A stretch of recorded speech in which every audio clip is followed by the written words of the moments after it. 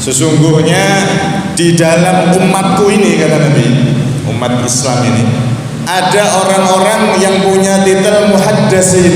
Muhaddats itu bukan muhaddisin. Kalau muhaddisin itu orang-orang yang ahli hadis. Tapi kata Rasulullah, di umatku ini ada muhaddatsin. Apa itu muhaddatsin? Orang dulu dikasih nama apa sama para ulama yang dia yakini soleh, sudah dipakai langsung itu nama.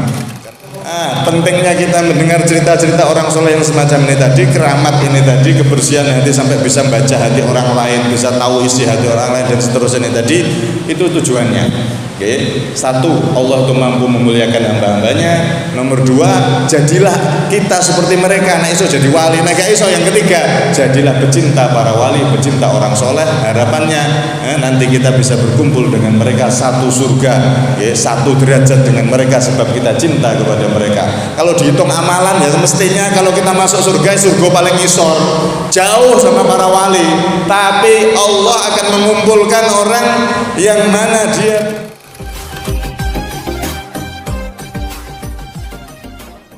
Bismillahirrahmanirrahim. Wassalatu wassalamu ala Rasulillah Sayyidina Muhammad bin Abdullah wa ala alihi wa sahbihi wa man wala la hawla wa la quwwata illa billah. Rabbi shrah li sadri wa yassir li amri wahlul 'uqdatam min lisani yafqahu qawli wa saddid lisani wa hdi qalbi bi haqqi sayyidina Muhammadin nabi sallallahu alaihi wasallam. Dasturukum ya al-dargi wa ya al-badan ya al-nabdi wa ya al-nur amma ba'd. Jamaah semuanya yang dirahmati oleh Allah Subhanahu wa taala. Alhamdulillah, Allah Subhanahu wa taala mentakdir dan memilih serta mengizinkan kita semua untuk sama-sama duduk di tempat yang mulia ini. Sama-sama kita niat menghidupkan ilmunya Nabi Muhammad SAW, niat agar kita semakin dekat kepada Allah, semakin dekat kepada Rasulullah, sehingga duduknya kita di sini membuahkan duduknya kita kelak di sana bersama baginda Nabi Muhammad SAW di surganya Allah Subhanahu wa taala. Amin. Allahumma amin. Hadirin jamaah semua yang dirahmati oleh Allah Subhanahu wa taala. Qala al-musannif radhiyallahu anhu wa nafa'ana bihi fid dharain amin. Wa sammaytuhu sulamat tawfiq ila mahabbatillahi 'ala at-tahqiq. Wa sammaytu lan ngarani sapa ingsun hu ing juz'un latif atau hada Sulamat Taufiqi ing aran kitab Sulamat Taufiq ila mahabbatillahi 'ala tahqiq. Maknane Sulamat Taufiq tonggo pitulungan ilallahi ma'ara ila mahabbatillah marang cintane Allah 'ala tahqiq ing atase nyoto. Hadirin semua yang dirahmati oleh Allah, kita sampai pada ucapan beliau muallif atau musannif, wa sammaytuhu Sulamat Taufiq ila mahabbatillahi 'ala tahqiq. Aku namakan kitab ini dengan nama kitab Sulamut Taufiq. Sulam niku maknane tangga. Tangga yang bisa ngantar kita untuk naik sampai kepada taufik pertolongannya Allah, agar kita bisa ringan dan bisa mudah ibadah. Tujuannya apa kalau sudah dapat taufik dari Allah? Ila mahabbatillahi 'ala tahqiq, agar kita bisa meraih kecintaan dari Allah. 'Ala tahqiq ay 'ala haqqin wa yakin, dengan yakin dan dengan benar. Kalau kita mengamalkan kitab ini nanti insya Allah akan mendapatkan taufik serta cinta dari Allah Subhanahu wa taala. Hadirin semua yang dirahmati oleh Allah, di sini beliau memberi nama kitab Sulamut Taufiq. nama itu. Maka di sini ada dua faedah, dua pelajaran yang kita bisa ambil. Satu, beliau memberi nama kitab ini untuk melaksanakan sunnahnya Nabi Sallallahu Alaihi Wasallam. Karena di dalam kitab Bujairami itu disebutkan yusannu lahu salasatu umur tasmiyatu nafsih wa tasmiyatul kitab wa bara'atul istihlal. Orang itu kalau ngarang kitab, kalau ada orang ngarang kitab atau ngarang buku, maka ada 3 kesunahan yang dianjurkan. Pertama, bara'atul istihlal, yaitu di dalam mukaddimah awal-awal buku atau kitab yang dikarang itu ada kata-kata kalimat yang menunjukkan inti dari tujuan dikarangnya kitab tersebut. Ini namanya bara'atul istihlal. Kemudian yang kedua, tasmiyatu nafsi. Sunnah kalau kita ngarang kitab atau nulis buku, sunnah untuk menulis nama siapa penulisnya, siapa pengarangnya. Misal buku nopo mawon, buku-buku yang manfaat, ya. Itu sunnah untuk ditulis siapa pengarangnya. Kemudian yang ketiga, sunnah untuk memberi judul atau nama kepada kitab ataupun buku yang ditulis tersebut. Makanya di sini beliau memberi nama kitab Sulamut Taufik. Niki nama yang sunnah. Ada juga memberi nama itu hukumnya jawaz. Jawaz itu boleh. Boleh diberi, boleh tidak. Contohnya apa? Memberi nama perabotan ataupun hewan-hewan peliharaan. Niku jenengan paringi nama juga boleh. Di dalam riwayat itu banyak disebutkan oleh Imam Ibnul Qayyim bahwasanya annahu yajuzu tasmiyatul adawat wad dawab wal malabis bi asma'in khassah biha. Jadi hukumnya boleh memberi nama perangkat atau alat-alat rumah tangga yang ada di rumah ataupun apa, dikasih nama itu boleh. Atau memberi nama hewan-hewan peliharaan, kucing, atau peliharaan yang lain dikasih nama. Bahkan Nabi Muhammad itu punya peliharaan kambing 7, semuanya dikasih nama sama beliau Sallallahu Alaihi Wasallam. Wal malabis, dan juga pakaian. Pakaian itu diberi nama, hukumnya juga boleh. Nabi juga punya pakaian yang diwaris dari ayah beliau Sayyid Abdullah. Pakaian itu diberi nama oleh Nabi dengan nama Ma'thur. Beliau juga punya bukan pakaian tadi, pedang yang diwaris dari ayah beliau diberi nama Ma'thur. Ada lagi beliau punya satu pedang yang terkenal diberi nama Dzulfikar. Sampai digawe lagu Dzulfikar Romai Rama. Ini nama pedang daripada Rasulullah SAW. Kemudian baju juga beliau punya baju diberi nama Datul Fudul. Ada lagi baju macam-macam. Datul Fudul ini baju besi, baju perang beliau yang digadekan kepada orang Yahudi saat beliau pengen hutang, tapi orang Yahudi itu tidak percaya, maka dikasih gadean. Ini gadenya, dijadikan jaminan oleh Rasulullah SAW saat beliau membutuhkan bahan makanan untuk nafkah keluarganya. Jadi Kanjeng Nabi ini sampai kekurangan nih loh, sampai gadekno baju nih, Masya Allah, untuk beli bahan roti untuk dimakan keluarganya. Kemudian ada juga nama itu hukumnya wajib, ngasih nama yang wajib. Napa niku ngasih nama kepada anak, wajib ngasih nama anak itu nama-nama yang bagus. Nggih. Nama para nabi, nama bahkan nama malaikat itu juga boleh. Jibril. Anak wong jenenge Jibril misalnya, mboten napa-napa boleh.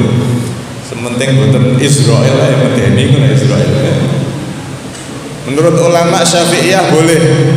Pakai nama malaikat boleh, pakai nama para nabi, orang soleh juga boleh. Bagus, itu dianjurkan. Dianjurkan yang berbahasa Arab. Lah kalau pakai nama Jawa gimana? Boleh, asal artinya bagus. Kalau pakai nama-nama yang jelek itu tidak boleh, haram hukumnya. Baik bahasa Arab atau bahasa Jawa, bahasa Indonesia, tapi artinya elek niku boten nangsal dipakai nama, tidak boleh dibuat nama. Dan wajib diganti. Nek wong misalnya jenenge curut. Curut itu wajib diganti. Nah, yang ganti siapa? Ya kalau dia masih kecil orang tuanya wajib ganti. Kalau dia sudah besar balik dia sendiri yang mengganti nama. Itu dianjurkan dan bahkan hukumnya wajib jika nama tersebut adalah nama yang jelek. Nabi itu pernah mengganti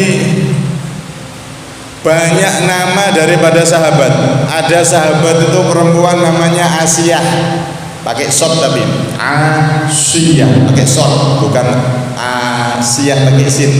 Nah pakai short itu kan maknanya perempuan yang bermaksiat. Diganti oleh Nabi dengan nama Jamilah, perempuan yang indah akhlaknya. Ada lagi yang namanya Al-Asi. Al-Asi ini nggih Islami, laki-laki yang bermaksiat maknanya. Ada lagi yang bernama Atalah. Atalah niku maknanya besi. Enten di zaman Nabi niku, ini kan nama-nama jahiliyah dulu. Soalnya sahabat itu kan sebelum masuk Islam dulu kan orang jahiliyah. Pas masuk Islam namanya banyak, masih menggunakan nama jahiliyah. Sampai-sampai saat itu ada sahabat yang namanya Syaiton, setan. Masya Allah, saking jahiliyahnya orang jahiliyah dulu.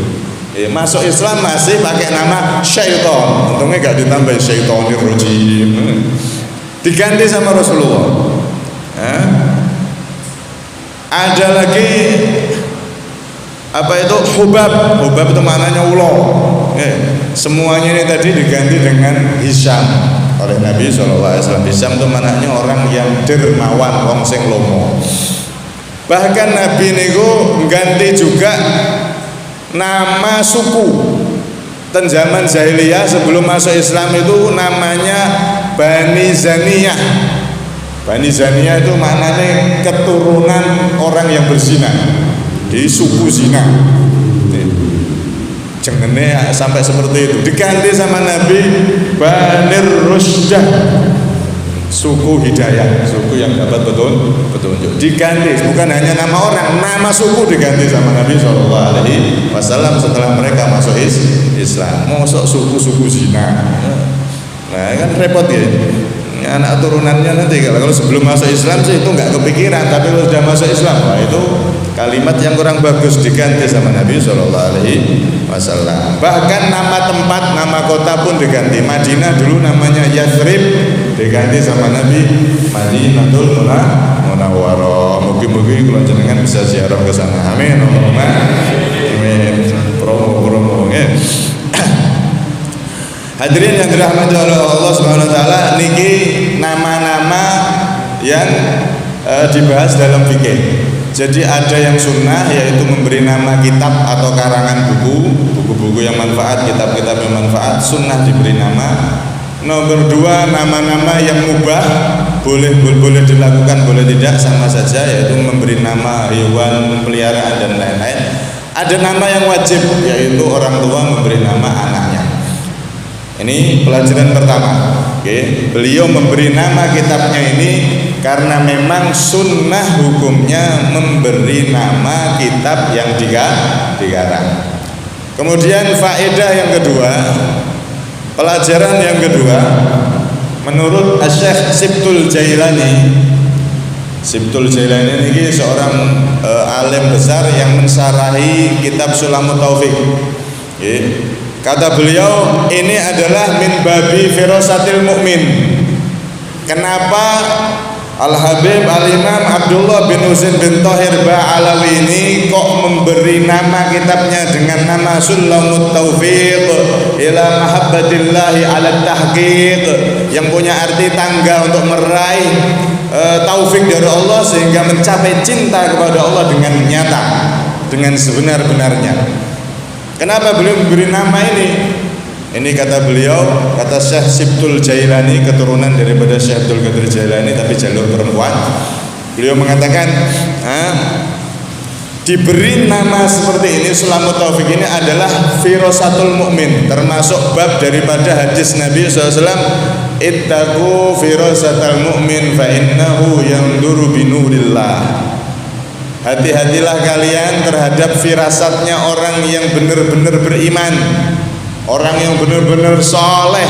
Mereka itu bisa melihat dengan cahaya dari Allah Subhanahu wa ta'ala. Artinya wong niku nek ulama besar, orang soleh, bahkan wali, kata beliau, seperti pengarangnya ini, itu bisa melihat dengan cahaya di hatinya sesuatu yang tidak dilihat oleh orang biasa. Dan ini hadisnya Nabi tadi itu, firasat orang mukmin niku tajam, semakin soleh semakin tajam, bahkan semakin jelas. Sampai-sampai firasat seorang mukmin yang semacam ini yang disebutkan di hadis Nabi ini dikuatkan oleh riwayat lain. Nabi SAW bersabda, inna fi hadil ummati muhaddathin wa inna minhum Umar. Sesungguhnya di dalam umatku ini, kata Nabi, umat Islam ini, ada orang-orang yang punya titel muhaddatsin. Muhaddats itu bukan muhaddisin. Kalau muhaddisin itu orang-orang yang ahli hadis. Tapi kata Rasulullah, di umatku ini ada muhaddatsin. Apa itu muhaddatsin? Yaitu orang-orang yang diberi ilham oleh Allah Subhanahu wa ta'ala, cahaya di hatinya sehingga dia bisa merasakan dengan firasat tajam, bahkan bisa melihat sesuatu yang tidak dilihat oleh orang biasa. Kata Rasulullah, ada ini umatku orang-orang semacam itu dari zaman ke zaman. Dan kata Nabi, di zaman ini salah satu dari umatku yang seperti itu adalah Umar ibnul Khattab radhiyallahu anhu. Sampai-sampai diriwayatkan itu Sayyidina Umar ibnul Khattab radhiyallahu anhu pernah beliau di tengah-tengah khutbah tiba-tiba beliau teriak, ya Sariyah al-jabal al-jabal, wahai pasukan naik gunung, naik gunung. Di tengah beliau khutbah Jumat tiba-tiba beliau menginstruksikan kepada pasukan seakan-akan pasukan itu ada di depannya, padahal di depannya orang-orang Jumatan, sahabat-sahabat yang sedang dengar nasihat. Singkat cerita, ternyata Sayyidina Umar di saat itu mengirim pasukan ke luar negeri yang mana mereka ditugaskan untuk berjihad melawan orang-orang kafir yang memusuhi Islam. Dan saat itu pasukan itu kepepet, maka mereka diinstruksikan oleh Sayyidina Umar untuk naik ke gunung agar mereka bisa selamat dan bisa menyerang balik. Subhanallah, ketika para pasukan itu datang ke Madinah, mereka cerita, di hari ini ketika itu kami di tengah-tengah hari kami mendengar suara Sayyidina Umar. Saat itu kami kepepet dalam keadaan genting. Kalau tidak mendengar instruksi dari Sayyidina Umar, mungkin kami semua terbunuh. Apa? Kami mendengar dengan jelas suara Sayyidina Umar menyuruh kami untuk naik ke gunung. Subhanallah. Ini orang-orang yang disabdakan oleh Nabi Muhammad SAW di zaman Nabi Muhammad adalah Sayyidina Umar, muhaddatsin, orang-orang yang diberi ilham oleh Allah Subhanahu wa ta'ala, orang-orang yang benar-benar saleh, benar-benar taat kepada Allah Subhanahu wa ta'ala. Di zaman setelahnya juga masih di zaman sahabat, ada yang namanya sahabat Anas bin Malik. Sayyidina Anas bin Malik ini kan sahabat yang muda. Beliau itu pernah berkhidmah, bantu di rumah Nabi selama belasan tahun. Itu beliau berkhidmah kepada Rasulullah SAW. saat Rasulullah sudah wafat sampai di zaman Sayyidina Utsman, saat itu jadi khalifah, jadi pemimpin kaum muslimin. Maka Sayyidina Anas ini mau menghadap ke Sayyidina Utsman radhiyallahu anhuma. Di tengah jalan tidak sengaja ketemu perempuan, berpapasan lewat simpangan itu. Kados kula jenengan lah, nek pas mlaku ngeng, nah nek wong wedok buka aurat, nggih. Ape gak dingeti niku dosa. Dilihat barang bagus, gak dilihat barang bagus, repot niki. Ape dingeti dosa, gak dingeti barang apik. Nah ini Sayyidina Anas saat itu masih muda, darah muda. Lihat perempuan tidak sengaja, kemudian beliau nambah lihat lagi, dipawas nona, kan tidak boleh, tidak sengaja kelihat pertama seret tidak apa-apa, tapi nek seret mendelir terus, nah ini sih nggak boleh. Sayyidina Anas saat itu ngelihat tidak sengaja, tapi terus beliau lihat lagi. Akhirnya terus beliau tetap berjalan sampai ke Sayyidina Utsman radhiyallahu anhu. Maka sampai menghadap Sayyidina Utsman, langsung Sayyidina Utsman saat itu berkata, yadkhulu alayya ahadukum wa atharuz zina dhahirun ala ainihi ama alimta anna zinal ainain an-nadr la tatubanna aula u'azzirannak. Sayyidina Utsman saat itu langsung menegur Sayyidina Anas radhiyallahu anhu di depan orang-orang. Wahai orang-orang yang hadir, ada salah satu dari kalian yang menghadap aku ke sini sedangkan di matanya ada dosa zina. Tidakkah kalian tahu dosa zina itu yang melihat yang haram? Zinanya mata maksudnya. Zina mata melihat yang haram. Nek zina tangan mencuri dan seterusnya. Masing-masing dari anggota tubuh itu ada dosanya. Zinanya mata yaitu dengan pandangan haram. Tidakkah engkau tobat atau aku akan menghukummu? Maka Sayyidina Anas saat itu kaget dan berkata, awahyun ba'dan nabi, apakah ada wahyu setelah Nabi wafat? Maka Sayyidina Utsman berkata, la walakin basiratun wa burhan wa firasatun shadiqah. Tidak, enggak ada wahyu lagi setelah Rasulullah, karena enggak ada nabi lagi. Tapi Allah memberikan ilham dan firasat tajam untuk orang-orang yang beriman. Jadi ada hamba-hamba Allah yang seperti itu. Sampai di zaman setelahnya, ada seorang Majusi ini sudah tertarik sama Islam, cuman pengen membuktikan kebenaran Nabi Muhammad SAW. Ini bukan di zaman Nabi, sudah jauh di zaman ulama dulu. Orang Majusi ini mendengar sabdanya Nabi ini tadi, ittaqu firasatal mu'min fa innahu yanzuru binurillah. Orang mukmin yang soleh itu bisa melihat dengan cahaya dari Tuhannya, dari Allah. Maka seorang Majusi ini kan penyembah api, pengen membuktikan nek nyoto Islam ini benar-benar dari Tuhan, benar-benar dari Allah yang katanya Tuhan yang menciptakan segalanya. Aku pengen membuktikan hadis ini. Kemudian beliau pakai korset, tali sabuk gitu, ditutupi sama kain bajunya. Setelah itu dia tanya tentang hadis ini kepada semua ulama yang dia kenal. Tanya, wahai kiai, ini hadis ini maknanya bagaimana? Padahal si Majusi ini pengen kiai ini menjawab supaya korset ini dilepas. Dia kan pakai korset. Terus dia pengen nek pancen wong Islam itu orang soleh yang katanya di hadis Nabi Muhammad itu ada orang soleh yang bisa melihat dengan cahaya Tuhannya, pasti dia tahu dibalik baju tak kasih korset. Aku pengen dia ngomong lepas itu korset. Subhanallah, dia pengen membuktikan ini bener tidak hadis Nabi ini. Ke ulama, ke kiai, ke ulama, ke kiai, ke ustadz, ke macam-macam sudah didatangi semua yang terkenal ulama, terkenal orang soleh itu didatangi semua. Mereka jawab, diterangkan ini, terangkan itu, terus nggak ada yang cocok dengan keinginannya, karena dia keinginannya apa?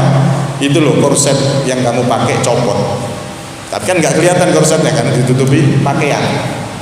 Kalau memang orang Islam itu, hadisnya Nabi itu, ada orang Islam yang bisa melihat dengan cahaya Tuhan, harus tahu ini maksud hatiku dan di dalam apa, di atas, di bawah pakaianku ini apa.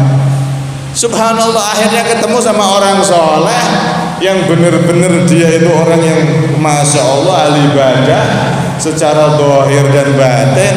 Karo gampang ini wali, ketemu sama ulama yang benar-benar soleh. Tanya, wahai ulama, maksudnya hadis Nabi yang begini-begini itu apa? Coba jelaskan kepada saya. Dijawab dengan singkat. Penjelasannya itu korset yang kamu pakai copot. Subhanallah, kaget itu, kok cocok sesuai yang aku inginkan. Paham ini? Jadi dia ngetes, no tenan ora iki hadis iki. Katanya Rasulullah, orang mukmin yang benar-benar beriman itu bisa melihat dengan cahaya Allah. Aku pengen agar ada di antara mereka yang nyuruh aku nyopot korset yang tak pakai di dalam ini. Ketemu tenan sama orangnya. Subhanallah, akhirnya dia masuk Islam di hadapan orang tersebut dan dia pun menjadi muslim yang baik. Karena itu di antara umat Nabi Muhammad SAW mereka ada yang seperti itu. Termasuk beliau Al-Habib Abdullah bin Husain bin Thahir yang ngarang kitab ini, kata cucu daripada Syekh Abdul Qadir Jailani, beliau kasih nama ini Sulamut Taufiq ila Mahabbatillah ala Tahqiq. Kitabku ini adalah tangga untuk mengantar setiap yang mau naik di tangga tersebut menuju taufiknya Allah, pertolongan Allah, dan bukan hanya sampai di taufiknya Allah, dia akan sampai pada cintanya Allah Subhanahu wa taala alat tahqiq, dengan sungguh-sungguh, dengan nyata. Ini termasuk firasat dari beliau bahwasanya kitab ini akan mengantar setiap siapapun yang mau belajar dengan sungguh-sungguh dan berusaha mengamalkan isinya sekuat tenaga, akan sampai kepada cintanya Allah, benar-benar sampai meraih cintanya Allah Subhanahu wa taala. Makanya beliau kasih nama ini. Karena itu kita ini pun memberi nama sama anak atau ponakan atau siapa, ketika kita minta nama itu kalau bisa kita minta kepada orang-orang soleh, orang yang kita yakini soleh, orang yang kita yakini bagus. Kenapa? Karena dia kalau memberi nama itu tidak dengan nafsunya, tapi dengan firasat dari Allah Subhanahu wa taala, sehingga nama yang dipakai itu akan menjadi berkah. Dulu para sahabat kalau sudah anaknya lahir minta nama kepada Nabi Muhammad SAW.